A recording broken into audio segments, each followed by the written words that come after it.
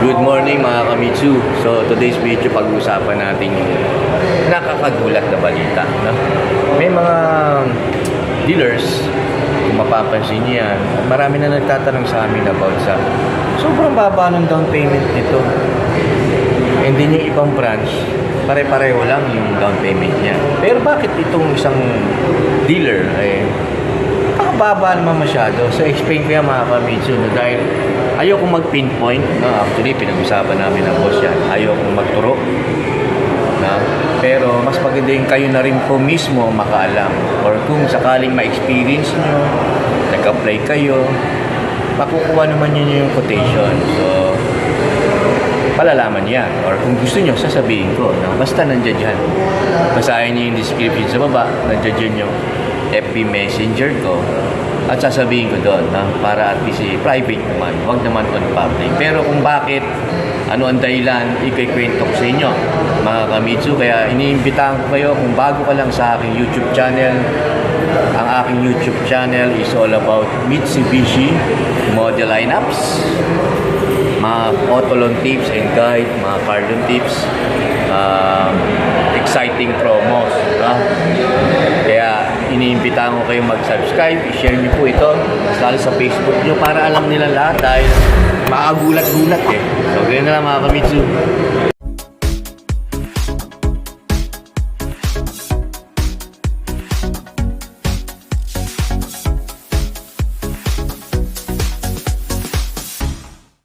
Okay mga kamitsu, welcome back sa aking YouTube. So explain ko sa inyo yan, no? Itong mga price na sasabihin ko is sample lang ng mga kamitsu. So sabihin natin dun tayo sa expander cross na tuto. Most of the time, ang totoong legit na application yan, wala pa yung mga out of town charge, wala pa yung mga kulay dyan. Nasa more or less 70, na? Pumapalo siya ng mga 68 to 70, 71, 72, depende yan sa bangko rin mga kamitsu. Pero sabi nung iba, ano yung 38 na yan? Sabi ko, totoo naman may ganun. Bakit naging 38,000 yung down payment na yun? Guys, parang yung lahat namang karamihan nasa 68 na? Or 70. Ganun po yan ganun po pumapatak yan. Alam nyo kung bakit mga kamitsu? Kasi sa kanila, meron po silang sariling insurance. Diba? Ngayon, yung insurance na yan, once na nag-apply ka sa kanila, in-house man yan, direct dealer, tie-up banks man yan, or cash, mga kamitsu, naka-lock-in ang insurance nila. So, paano yung lock-in? Una-una dyan, of course, free ang 1 year insurance nyo. And anong gagawin nyo? Once na na-approve kayo sa kanila, mag-a-apply kayo ng checking account, no? Kung may check ka na, mas maganda. Pero kung wala, mag-a-apply ka ng checking account. So, most of the time, marami ho nababawian dyan o hindi natutuloy dahil sinisi-ay pa ho yan ng bangkong pag-open nyo ng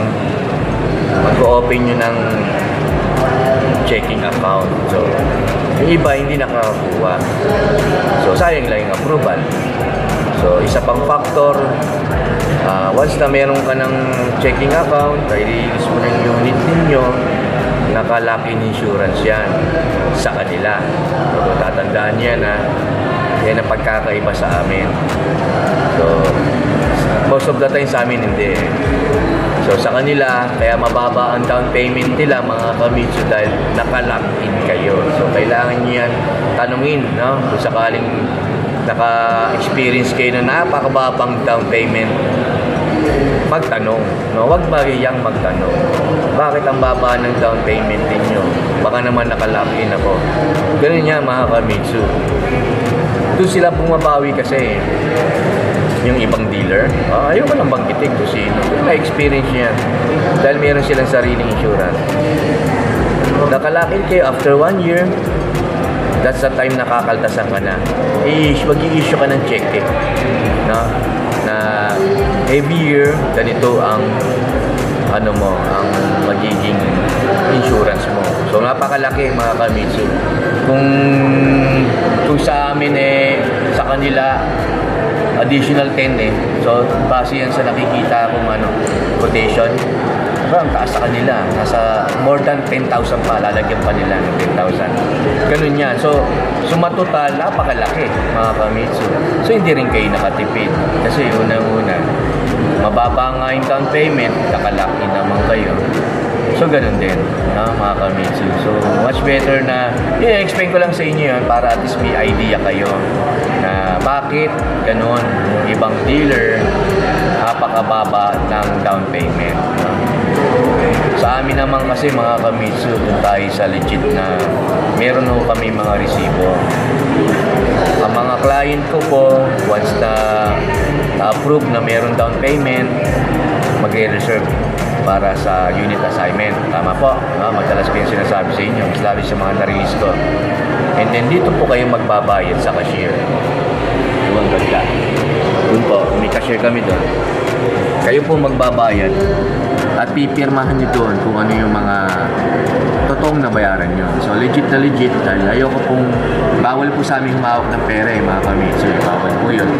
So most of the time, pagka may reservation, ibibigay ako ng company account number.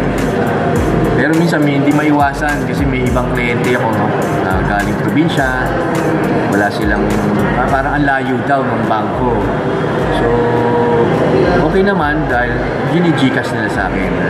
Kasi may tiwala naman sila dahil nakikita na nila ako rito sa YouTube. Eh hindi na may screenshot yun.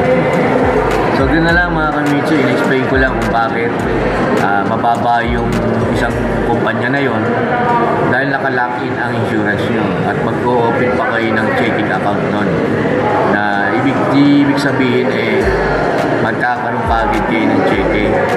Hindi po, kasi CCI pa ho yan depende kung anong bangko ang pag-o-open ninyo.